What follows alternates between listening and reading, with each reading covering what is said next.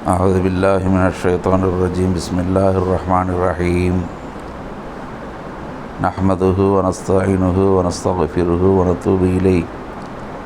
اللهم صل على سيدنا محمد كما صليت على إبراهيم وعلى آل إبراهيم إنك حميد مجيد.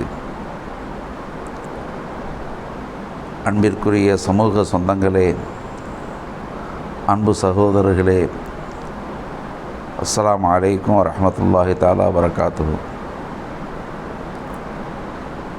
எனது பெயர் மௌலவி எம்ஒய் முகமது அன்சாரி மன்பாயி, கடலூர் மாவட்டம் லால்பேட்டை.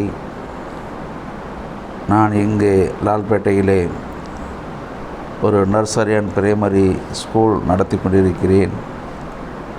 மேலும் அல்லாஹ்வின் அருள்மறையான திருக்குர்ஆனுடைய தப்சீர், அத்தப்சீர் ஷாராவி என்ற நூலை தமிழில் மொழிபெயர்த்து பல பாகங்களை வெளியிட்டு மக்களின் கைகளிலே வழங்கியிருக்கின்றோம். அல்லாஹ் வழங்கிய அரும்பெரும் வாய்ப்புகளுக்கு நன்றி கூறுகிறேன். மேலும் உங்களை போன்ற சமூக சேவகர்களோடு சேர்ந்து நானும் என்னால் இயன்ற சிந்தனைகளை விதைத்து சமூக பணியாற்ற விரும்புகின்றேன். அருமையானவர்களே, நமது இஸ்லாமிய சமூகத்தை குறித்த கவலையும் அதற்கான செயல்பாடுகளை செய்வதும் நம்மீது கடமை. அந்த கடமையை உணர்ந்து அதற்காக சிந்தித்து சில முன்னேற்றமான வேலைகளை ஏற்படுத்துவது நமது செயல்பாடுகளில் இருக்க வேண்டிய ஒன்று. அப்படி செய்வதைத்தான் அல்லாஹ் விரும்புகிறான். சமூகத்திற்கான பணியை செய்வதற்கு நாம் பொறுப்பேற்றவர்கள். அந்த வகையிலே என் மீதான சில பொறுப்பும் இருக்கிறது என்பதை உணர்ந்து உங்களோடு கலந்துரையாட வந்திருக்கின்றேன். அல்ஹம்துலில்லாஹ். அருமையானவர்களே, தமிழகத்தை பொறுத்தவரையில் நமக்கான அதிகாரம் என்பது நமக்கு எட்டாக்கணியாகவே இருந்து கொண்டிருக்கிறது. இந்திய அளவிலும் அதுதான் சூழ்நிலை என்றாலும் கூட, முதலில் நாம் வாழ்கின்ற தமிழகத்தை நாம் எடுத்து பார்த்தால் நம் கைகளில் இருந்த அதிகாரங்கள் கூட பறிபோய் கொண்டிருக்கின்ற நிலைதான் ஏற்பட்டு கொண்டிருக்கிறது. சமீபத்தில் கூட இடஒதுக்கீட்டின் ஒரு பகுதியை நீதிமன்றம் ரத்து செய்திருக்கிறது என்று சொன்னால் நமக்குரிய அதிகாரம் திட்டமிட்டு பறிக்கப்பட்டு கொண்டிருக்கிறது. வேதனைக்குரிய இந்த நேரத்தில் பல்வேறு சிந்தனைகளை நாம் எண்ணி பார்க்கின்றோம். இன்று நம்மோடு வாழக்கூடிய பிற சமூக மக்களில் ஒரு சிறு குழுவினர் கூட தமக்கான அதிகாரம் வேண்டும் என்கிறார்கள். அவர்களின் கோரிக்கை உடனடியாக உயர்மட்டங்களுக்கு சென்றடைகிறது. அவர்களின் குரல் எட்டுகிறது. உடனே தீர்வும் கொடுக்கப்படுகிறது. ஆனால் நம் சமூகத்தின் சிந்தனை மட்டும் எவராலும் கண்டுகொள்வதும் இல்லை, எவரும் அதை சிந்திப்பதும் இல்லை, நாம் கேட்டால் கூட பரிசீலிப்பதும் இல்லை. இதுதான் நிலையாக இருக்கிறது. ஆனால் ஒட்டுமொத்த வாக்காளர்களில் சிந்தாமல் சிதறாமல் முழு சதவீதமும் வாக்களிக்கும் ஒரே சமூகம் இஸ்லாமிய சமூகம் மட்டும்தான். நாம் இவ்வளவு வாக்களித்தும் இவ்வளவு பங்காற்றியும் நமக்கான அதிகாரத்தை எவருமே சிந்திக்க வரமாட்டார் என்று சொன்னால் அதைவிட கொடுமை என்ன இருக்க முடியும்? எனவே நமக்கான அதிகாரத்தை நாமே முன்னிறுத்த வேண்டும் என்ற இலக்கை நோக்கி நாம் தயாராக வேண்டும்.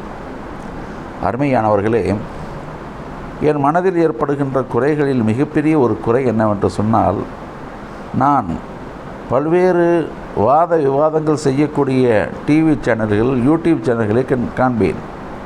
அவர்கள் பேசும்போதெல்லாம் உதாரணமாக தொகுதி பங்கீடு, வாக்களிப்பு, மற்ற இதர விஷயங்களை பேசும்போதெல்லாம் அந்த சமூகத்தின் வாக்கு அவ்வளவு சதவீதம் இருக்கிறது, இந்த சமூகத்தின் வாக்கு இவ்வளவு சதவீதம் இருக்கிறது என்று பேசுவார்கள். ஆனால் ஒரு இடத்தில் கூட முஸ்லிம் சமூகத்தின் பிரதிநிதித்துவம் பேசப்படுவதில்லை. மேலும் கூட்டணி கட்சிகள் என்று பேசும்போது எல்லா கட்சிகளையும் எடுத்துச் சொல்வார்கள். திமுக, காங்கிரஸ், கம்யூனிஸ்ட், விசிக என்றெல்லாம் பெயரை சொல்லிவிட்டு மற்றும் கட்சிகள் என்று சொல்வார்கள். அந்த கூட்டணியில் இருக்கக்கூடிய நம் சமூகத்துடைய இயக்கங்களான கட்சிகளான இந்திய யூனியன் முஸ்லீம் லீக், மனிதநேய மக்கள் கட்சி, எஸ்டிபி போன்ற எதையும் பெயர் சொல்லி குறிப்பிடக்கூட தயங்குவார்கள். ஏன் இந்த அவல நிலை? நம்மை பிரதிநிதித்துவப்படுத்துவதற்கு இவர்களுக்கு என்ன தயக்கம்? ஏனென்று சொன்னால், இந்த ஒட்டுமொத்த சமூகத்தில் தனது பிரதிநிதித்துவம் எவ்வளவு என்பதை இதுவரை கணக்கில் எடுக்காத ஒரு சமூகம் முஸ்லிம் சமூகம் மட்டும்தான். ஒவ்வொரு சமுதாயமும் அவர்களுக்கான பிரதிநிதித்துவம் என்ன என்பதை இந்த தேர்தல் ஆணையத்திற்கும் தேர்தல் களத்திற்கும் உணர்த்தி இருக்கிறது. குறிப்பாக நமது மதிப்பிற்குரிய ஐயா டாக்டர் ராமதாஸ் அவர்கள் வன்னிய சமூகத்தின் வாக்கு என்ன என்பதை நிலைநிறுத்தியிருக்கிறார். அதை அவர் காண்பித்திருக்கிறார். பல்வேறு நிலைகளிலே தங்கள் வாக்கு வங்கி எவ்வளவு என்பதை எல்லோருக்கும் தெரிவித்திருக்கிறார். எனவே அவரை நோக்கி எல்லோரும் சென்று அவரிடத்திலே ஆதரவு கேட்கின்றார்கள். அவரின் கோரிக்கையை ஏற்றுக்கொள்கிறார்கள், பரிசீலிக்கிறார்கள். அதேபோன்று நம் அருமைக்குரிய தோழர் திருமாவளவன் அவர்கள் விசிகா என்ற இந்த கட்சியை வளர்த்தெடுத்த போது எங்கள் தொகுதியான சிதம்பரம் தொகுதியிலே ஒரு முறை தனியாக நின்று 2 லட்சத்திற்கும் மேற்பட்ட வாக்குகளை பெற்றார் என்பது முதல்தான் அவரது அரசியல் பயணத்தில் ஒரு மைல்கல்லாக அமைந்தது. இப்படி பல்வேறு சமூகங்களை எடுத்து சொல்லலாம். கட்சிகள் கூட தாம் போட்டியிடக்கூடிய அந்த நிலைகளை ஒரு முறை தனித்து நின்று எல்லா இடங்களிலும் நின்று வாக்கு வங்கியை எடுத்து காட்டும்போது தான் அவர்களுக்கான அங்கீகாரம் அரசியலில் கிடைக்கிறது. தேமுதிக என்ற கட்சியை நாம் அப்படித்தான் கண்டோம். முதலாக அந்த கட்சி தொடங்கப்பட்ட போது தமிழகத்தின் 234 தொகுதிகளிலும் போட்டியிட்டு ரிஷிவந்தியம் என்ற ஒரே ஒரு தொகுதியில் மட்டுமே வெற்றி பெற்றது. ஆனால் நாடெங்கும் அவர்கள் பெற்ற வாக்கு அவர்களை நிலைநிறுத்தியது. அதே போன்றுதான் சமீபத்தில் கூட நாம் தமிழர் என்ற கட்சி தமிழகமெங்கும் போட்டியிட்டு 8% மேல் வாக்கு பெற்றதனால் அவர்களின் கவனம் எல்லோருக்கும் கிடைத்தது. ஆனால் முஸ்லிம் சமூகத்துடைய வாக்கு வங்கி மட்டும் இதுவரை நிரூபிக்கப்படவே இல்லை. எவ்வளவு என்று எவருக்கும் தெரிவதுமில்லை. மேலோட்டமாக நாங்கள் 1 கோடி வாக்காளர்கள் இருக்கிறோம், நாங்கள் 7% இருக்கிறோம், 10% இருக்கிறோம் என்றெல்லாம் பேசுகிறோமே ஒழிய எங்காவது நிரூபிக்கப்பட்டிருக்கிறதா என்று சொன்னால் இல்லை. சரி, அதற்கான முயற்சி ஏதேனும் செய்யப்பட்டிருக்கிறதா என்று பார்த்தால் அதுவும் இல்லை. உதாரணமாக நாடாளுமன்றம், சட்டமன்றம் போன்றவற்றில் கூட அதிகப்படியான வேலைகள், அதிகமான செலவுகள் தேவைப்படும். அவற்றை கூட விட்டுவிட்டு நமக்கு இயன்ற உள்ளாட்சி மன்ற தேர்தல்களாவது நாம் தனித்து நின்று தமிழகத்தின் எல்லா இடங்களிலும் நம்முடைய வேட்பாளர்களை நிறுத்தி நமது வாக்கு வங்கி எவ்வளவு என்று நிரூபித்தோமா என்று சொன்னால் அதை கூட முன்னெடுக்காத ஒரு பரிதாபமான சமூகமாகத்தான் நாம் இருக்கின்றோம். இந்த கவலை தான் எம்மையெல்லாம் ஆட்டுவிக்கிறது. இப்படி இருந்தால் எப்படி? யார் நம்மை சீண்டுவார்? யார் நம்மை எதிர்கொள்வார்? நம்முடைய கோரிக்கைகளை யார் கேட்பார்? நம்மளை யார் மதிப்பார்? இந்த கவலை தான் நமக்கு. அருமைக்குரியவர்களே, இது விபரீதமான ஒன்றாகும். எவருமே செய்து பார்ப்பதில்லை. எந்த அரசியல் கட்சியும் முன்வருவதும் இல்லை. சொன்னால் கூட பரிசீலிப்பதும் இல்லை. நம் சமூகத்து கட்சிகள் கூட இதை செய்வதில்லை.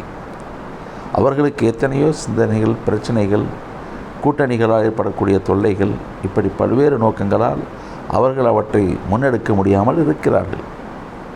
அருமையானவர்களே, நாம் யாரையும் குறை சொல்லப் போவதும் இல்லை. மற்றவர்கள் அப்படி செய்தார்கள், இப்படி செய்தார்கள் என்று விமர்சிக்கப் போவதும் இல்லை. நமக்கு அது தேவையும் இல்லை. எல்லோரும் நம் சகோதரர்கள் தான். ஈமான் கொண்ட எல்லோரும் நம் சகோதரர்கள் தான். அவரவருக்கு என்ன முடியுமோ அதை செய்கின்றார்கள். அவற்றை நாம் ஆதரிப்போம் அல்லது அப்படியே கடந்து செல்வோம். இதுதான் நம் நிலைப்பாடு. இந்த வகையிலே இந்த 40க்கு 40 என்ற ஒரு அமைப்பு கடந்த காலங்களில் நிறைய திட்டமிடல்களை கொண்டு வந்து ஏதேதோ செய்து கொண்டிருக்கிறார்கள். நாம் தான் அவர்களை அணுகவில்லை, பார்க்கவில்லை, கேட்கவில்லை, கண்டுகொள்ளவில்லை என்பது எனக்கு ஒரு மனக்குறையாக இருந்தது. நேற்றைய தினம் அதன் அமைப்பாளர்களில் ஒருவரான அன்பு சகோதரர் கமால் பாபு அவர்களை நான் அழைத்து சில விஷயங்களை பேசினேன். அந்த அடிப்படையில் வரக்கூடிய உள்ளாட்சி மன்ற தேர்தலில் இந்த குறையை நாம் போக்குவதற்கு முயற்சிக்க வேண்டும், சில முயற்சிகளை முன்னெடுக்க வேண்டும் என்று நான் திட்டமிட்டு அவர்களிடத்தில் சில விஷயங்களை பேசினேன். அதற்கு நாம் செய்ய வேண்டியது என்னவென்று சொன்னால், எதிர்வரும் உள்ளாட்சி மன்ற தேர்தலை நாம் முறையாக பயன்படுத்த வேண்டும். நம்முடைய பயன்பாட்டில் அதை கொண்டு வர வேண்டும். நமது வாக்கு வங்கி எவ்வளவு என்பதை நிரூபிப்பதற்கான ஒரு களமாக இதை நாம் பயன்படுத்த வேண்டும். அதற்கு நாம் என்ன செய்ய வேண்டும் என்று சொன்னால், தமிழகத்தின் எல்லா வார்டுகளிலும் நம் நோக்கம் வார்டு, பேரூராட்சி, ஊராட்சி, பேரூராட்சி மன்ற கூட்டமைப்பு அல்லது ஊராட்சி மன்ற, மாவட்ட ஊராட்சி மன்ற கூட்டம், நகராட்சி, மாநகராட்சி என்பதெல்லாம் இரண்டாம் பட்சம். முதலில் எல்லாவற்றிலும் வார்டு அடிப்படையில் தான் செய்யப்படுகிறது. அந்த வார்டுகள் நமக்கு இலக்கு. ஊராட்சி மன்றம் என்றாலும் கூட அங்கே 10 வார்டுகள் இருக்கும், 15 வார்டுகள் இருக்கும். பேரூராட்சி மன்றம் என்று சொன்னாலும் அதே போன்று வார்டுகள் இருக்கும். நகராட்சிகளுக்கும் வார்டு, மாநகராட்சிகளுக்கும் வார்டு, இதுபோன்ற எல்லாவற்றிற்கும் வார்டு தான் அதிலே முன்னுரிமை. நாம் இப்போது என்ன சொல்ல வருகிறோம் என்று சொன்னால், வரும் உள்ளாட்சி மன்ற தேர்தலில் அனைத்து இடங்களிலும் முஸ்லீம்கள் வாழ்கின்ற, கொத்தாக வாழ்கின்ற அல்லது சிதறி வாழ்கின்ற எந்த இடமாக இருந்தாலும் சரிதான், எல்லா இடங்களிலும் நம்முடைய ஒரு வார்டு வேட்பாளர் ஆங்காங்கே நிற்க வேண்டும். எல்லா இடங்களிலும், எங்கே இல்லாமல் இருக்கக்கூடாது. இன்னும் சொல்லப்போனால், ஒரு சில இடங்களில் மற்றவர்களுடைய ஆதிக்கம் அதிகம் இருக்கும். ஆனால் அங்கே ஒரு பகுதியில் முஸ்லீம்களுடைய தாக்கம் இருக்கும். அந்த முஸ்லீம்களின் வாக்கு அங்கே வேண்டும் என்று அவர்கள் எதிர்பார்ப்பார்கள். அந்த இடத்தை கூட நாம் விட்டு வைக்கக்கூடாது. அங்குள்ள வாக்கு எவ்வளவு அவர்களுக்கு செலுத்தப்பட்டது, அவர்களில் யாரெல்லாம் நமக்கு வாக்களித்திருக்கிறார்கள், இது போன்ற விவரங்களை அந்தந்த வார்டு மூலமாக எடுத்துவிட முடியும். இது இலகுவானது. அதற்காக நாம் முன்னெடுக்க வேண்டும். அதற்கான திட்டமிடல் கொண்டு வர வேண்டும். இதை செய்வதற்கு நான் யோசித்தேன், எப்படி செய்ய முடியும் என்று பல்வேறு சிந்தனைகளை ஓட்டிய போது எனக்கு தோன்றிய ஒரே ஒரு விஷயம், ஏற்கனவே களமாடி கொண்டிருக்கக்கூடிய ஒரு அமைப்போடு சேர்ந்தால் அவர்களும் அதற்கான பல்வேறு திட்டங்களை வைத்திருப்பார்கள். அங்கு ஏற்கனவே பல ஆளுமைகள் இருப்பார்கள், சிந்தனையாளர்கள் இருப்பார்கள், களப்பணியாளர்கள் இருப்பார்கள். அவர்களை கொண்டு இவற்றை நாம் செய்ய வைக்க முடியும் என்ற எண்ணத்தில்தான் அன்பு தோழர்களாகிய உங்களை நான் அணுகி பேசுகின்றேன். அருமைக்குரியவர்களே, இந்த அமைப்பின் மூலமாக 32 மாவட்டங்களுக்குமான அனைத்து மாவட்டங்களுக்குமான பொறுப்பாளர்கள் முதலில் நியமிக்கப்பட்டு, அல்லது அவர்களை நியமிப்பதற்காக முதலில் ஒரு கூட்டத்தை ஏற்பாடு செய்ய வேண்டும், ஒரு ஒருங்கிணைப்பு செய்ய வேண்டும். அந்த ஒருங்கிணைப்பை திருச்சியில் செய்ய வேண்டிய நான் கேட்டுக்கொண்டேன். அருமைக்குரிய தோழர் சகோதரர் கமால் பாபு அவர்கள் கூட அதை ஏற்றுக்கொண்டார். அங்குதான் சரியாக இருக்கும் என்றும் கருத்து சொன்னார். மற்றவர்களின் கருத்து அடிப்படையில் அதை முடிவு செய்யலாம். அப்படி ஒரு இடத்தை தேர்வு செய்து அங்கே நம் சகோதரர்கள் அனைவரும் ஒன்று கூடி எந்தெந்த மாவட்டங்களுக்கு பொறுப்பாளர்கள் இருக்கிறார்களோ அவரை ஏற்றுக்கொள்வது, எங்கே பொறுப்பாளர்கள் இல்லையோ அங்கே உருவாக்குவது. இப்படி மாவட்டங்களை முதலில் கையில் எடுத்து ஒவ்வொரு மாவட்டத்திலும் அவர்களின் மூலமாக எத்தனை ஒன்றியங்கள் இருக்கிறதோ அந்த ஒன்றியங்களிலே உள்ள பேரூராட்சிகள், நகராட்சிகள், ஊராட்சிகள் இவற்றையெல்லாம் கணக்கில் எடுத்து, இன்னும் மாவட்ட குழுவினர்கள் இவர்கள் எல்லோரையும் கணக்கெடுத்து அங்கு வேட்பாளரை அவர்கள் நிறுத்துவதற்கு என்ன செய்ய வேண்டும், அதற்கான வாய்ப்புகள் என்ன, எப்படி முன்னெடுக்கலாம் என்று நாம் முடிவு செய்ய வேண்டும். இங்கே ஒரு கேள்வி, நாம் தமிழகம் எங்கும் எல்லா இடங்களிலும் நிற்க வேண்டும் என்று சொன்னால் நம் சகோதர இயக்கங்களான பல்வேறு கட்சிகள் இருக்கின்றன. உதாரணமாக மனிதநேய மக்கள் கட்சி, முஸ்லீம் லீக், எஸ்டிபிஐ, பாஜக, இது போன்ற நிறைய கட்சிகள் இருக்கின்றனவே. இவர்களும் களத்திற்கு வந்து நிற்பார்களே, என்ன செய்வது என்று கேட்டால், எங்கெல்லாம் நம் சகோதரர்கள் அவர்கள் வலிமையோடு நிற்க வருகிறார்களோ, எந்த கூட்டணி இருந்தாலும் பரவாயில்லை, அவர் நமக்கு ஆதரவானவராகவோ எதிர்ப்பானவராக எப்படி இருந்தாலும் பரவாயில்லை, அவர் முஸ்லீமாக இருக்கிறாரா என்று சொன்னால் அவரை அப்படியே நாம் அங்கீகரிப்பது, அதையும் நம்மோடு சேர்த்துக்கொள்வது. ஒரு கட்டத்தில் எல்லா கணக்கெடுக்கும்போது நம்முடைய கூட்டமைப்பின் மூலமாக முஸ்லீம் வாக்குகள் எவ்வளவு பெறப்பட்டன, நம் சமூகத்தின் மற்ற கட்சிகளால் எவ்வளவு பெறப்பட்டன, இப்படி ஒரு கூட்டு கணக்கை நாம் எடுத்துவிட்டால் சரியாகிவிடும். நம்முடைய சகோதர அமைப்புகள் இருக்கக்கூடிய இடங்களிலே நாம் அவர்களுக்கு உழைக்க வேண்டும், அவர்களை வெற்றி பெற செய்ய வேண்டும். கட்சி பாகுபாடு நமக்கு இல்லை, எல்லோரையும் வெற்றி பெற செய்ய வேண்டும்.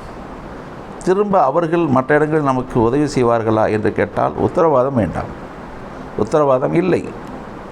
அதை ஏற்பார்களா மறுப்பார்கள் நாம் அறிய மாட்டோம். எங்கள் கூட்டணிக்குத்தான் வாக்களிப்போம் என்று சொல்லக்கூடும், அல்லது உங்களுக்கு நாங்கள் வாக்களிக்கிறோம் என்று முன் வரக்கூடும். அதை பற்றி நமக்கு கவலை இல்லை, அதை பற்றி நாம் பேசவும் தேவையில்லை. ஆதரித்தால் நன்று, இல்லையேல் பரவாயில்லை.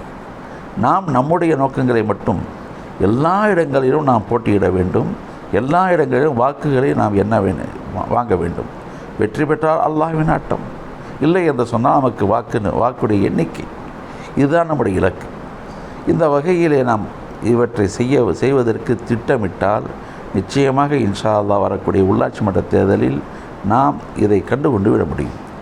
நமக்கான வாக்கு வங்கி எவ்வளவு, அதை நாம் அடைவது எப்படி, எந்த சின்னத்தில் போட்டியிட்டு இதை கொண்டு வருவது, அதற்கான தேர்தல் நடைமுறை என்ன, தேர்தல் ஆணையத்தில் எப்படி பதிவு செய்வது, நம்முடைய வாக்குகளை ஒருங்கிணைக்க தேர்தல் ஆணையம் எப்படி ஆணையிடுகிறது, எல்லாவற்றையும் யார் யாருக்கு எப்படி எந்தெந்த வகையில் முடியுமோ அவர்களின் மூலமாக அந்த கருத்துக்களை பெற்று ஆதரவுகளை பெற்று, யாராக இருந்தாலும் பரவாயில்லை, அவர் எப்படிப்பட்டவராக இருந்தாலும் பரவாயில்லை, நம் கருத்துக்கு ஒத்து வந்தால் அவர் நம்மவர், அவ்வளோதான் நம்முடைய இலக்கு. யாரையும் குறை சொல்லக்கூடாது என்பது மட்டுமே நம்முடைய முதல் இலக்காக வைத்துக்கொண்டால் எல்லாம் சாத்தியம். அந்த அடிப்படையிலே இன்ஷா அல்லாஹ் இவற்றை நாம் முன்னெடுக்க வேண்டும், இதற்கான முயற்சிகளை நாம் தொடர வேண்டும். இந்த கருத்தை நான் உங்களுக்கு முன்னால் வைக்கின்றேன். அருமை சகோதரர்களே, இதை நீங்கள் பரிசீலியுங்கள். உங்கள் கருத்துக்களை நல்ல முறையில் சொல்லுங்கள். நான் சொல்வதில் உடன்பாடு இருந்தால் புகழ்ந்தும் பேச வேண்டாம். நான் சொல்வதில் உங்களுக்கு உடன்பாடு இல்லை என்று சொன்னால் கண்டபடி ஏசி பேசவும் வேண்டாம், தரக்குறைவான வார்த்தைகளை பேச வேண்டாம். உங்கள் கருத்துக்களை உள்ளது உள்ளபடி அழகான முறையிலே நாம் இதை இப்படி செய்யலாம் என்ற அடிப்படையில் மட்டும் உங்கள் கருத்துக்களை சொல்லுங்கள். அப்படி சொன்னால் நான் சொன்னவை சரி என்றால் அந்த வகையில், அல்லது இதிலே மாற்றங்கள் கொண்டு வர வேண்டும் என்று சொன்னால் அந்த வகையில், மஷ்வராவின் அடிப்படையில், கூட்டமைப்பின் அடிப்படையில் எல்லோருடைய கருத்துகளையும் கேட்டு நாம் ஒரு முடிவு செய்யலாம். அந்த முடிவு அல்லாஹுக்கு பொருத்தமானதாக இருந்தால் நிச்சயமாக அது வெற்றி பெறும். அந்த எண்ணத்தில் நாம் செயல்படுவோம். வாருங்கள், தொடர்ந்து நாம் இவற்றில் பயணித்து இவற்றை வெற்றிக்கு கொண்டு வருவோம். இது நமது இலக்காக வைத்துக்கொள்ளலாம் என்று கூறி உங்களுக்கு இந்த ஆலோசனையை வழங்கியவனாக விடைபெறுகிறேன். வாஹிர் தாவானா அனில் அல்ஹம்துலில்லாஹி ரப்பில் ஆலமீன். அஸ்ஸலாமு அலைக்கும் வரஹ்மத்துல்லாஹ்.